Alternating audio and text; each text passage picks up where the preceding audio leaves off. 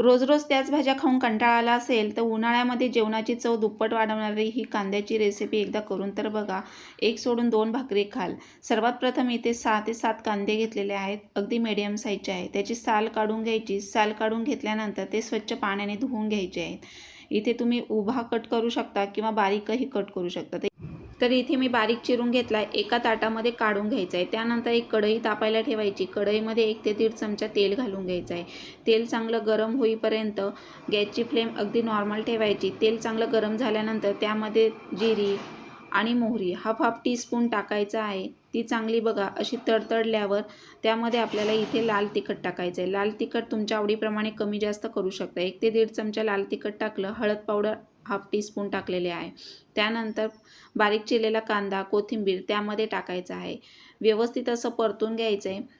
तर बघा उन्हाळ्यामध्ये जेवण फार कमी जातं आणि पाणी जास्त पिलं जातं. जर असं चटपटीत काही खायला असेल तर एक सोडून दोन भाकरी खाऊन पोटभरीचं जेवण होतं आणि रोज त्याच भाज्या खाऊन कंटाळा येतो. तर तुम्ही अशी कांद्याची चटणी बनवू शकता. तर याच्यामध्ये चवीनुसार मीठ टाकायचं आहे आणि व्यवस्थित सगळं मिक्स करून घ्यायचं आहे आणि त्यानंतर झाकण ठेवून वाफेवर शिजू द्यायचं आहे.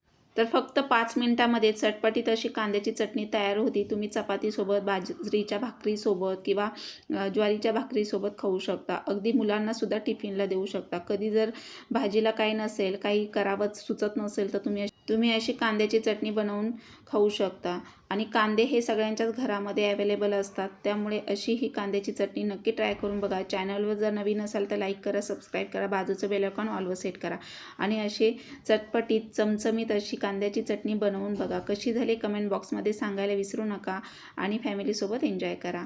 तर झाली ना छान. कलर पण खूप छान आला आहे आणि एक सोडून दोन भाकरी खाल बघा. सर्वात शेवटी शिजल्यानंतर याच्यामध्ये दाण्याचा कूट जाडसर टाकायचा आहे. त्यानंतर व्यवस्थित मिक्स करून 2 मिनिटं असंच गॅसवर ठेवायचं आहे आणि नंतर गॅस ऑफ करायचा आहे. एवढी छान चमचमीत अशी चटपटीत कांद्याची चटणी तयार होती आणि मग गार्निशिंग म्हणून तुम्ही कोथिंबीर टाकून अगदी बाजरीच्या भाकरीबरोबर सर्व करू शकता. तर नक्की करून बघा आणि फॅमिलीसोबत एन्जॉय करा. अगदी मोठेच काय तर लहानसुद्धा आवडीने खातील. एवढी छान चमचमीत ही कांद्याची चटणी तयार होते. तर भेटूया नेक्स्ट व्हिडिओमध्ये. तोपर्यंत मस्त खा, मस्त राहा. Bye bye. थँक्यू.